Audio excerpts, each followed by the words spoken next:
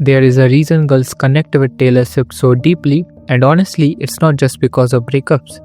Mainstream media ने female emotions को बहुत टाइम तक बैकग्राउंड नॉइज जैसा ट्रीट किया, स्पेशली बॉलीवुड।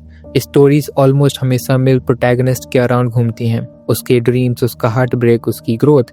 इवन जब लड़की स्क्रीन पर हो, she is still part of his narrative, उसका इनर वर्ल्ड स्पॉटलाइट में आता ही नहीं।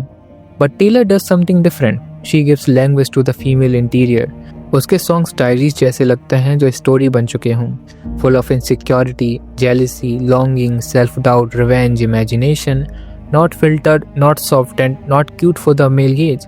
और ये इंपॉर्टेंट है क्योंकि ज़्यादातर लड़कियां ग्रोइंग अप फेज में बहुत फील करती हैं पर बोलती कम, not because they don't want to but because दुनिया उनका नैरेटिव डिमांड ही नहीं करती।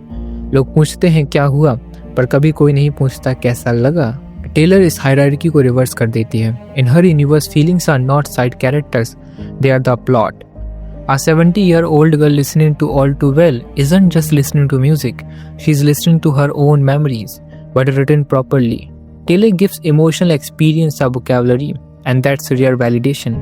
और validation exaggeration नहीं होता, कभी कभी सिर्फ recognize कर लेना ही काफ़ी होता है, पेन हल्का हो जाता है। एक और लेयर है, मेल म्यूजिशियंस इमोशंस को बेंटिंग मोड में एक्सप्रेस करते हैं। Eminem screams his demons out. It's catharsis through force. Taylor processes emotions through narrative, character, conflict, reversal, insights. It's almost literary. और लड़कियों का इमोशनल स्टाइल नैरेटिव होता है। उनके लिए इमोशन सिर्फ फील करने की चीज़ नहीं बल्कि समझने की चीज़ है। मैंने ये फील क्यों किया, किस वजह से हुआ, इसका मतलब क्या बना और ये मुझे कैसे चेंज कर रहा है।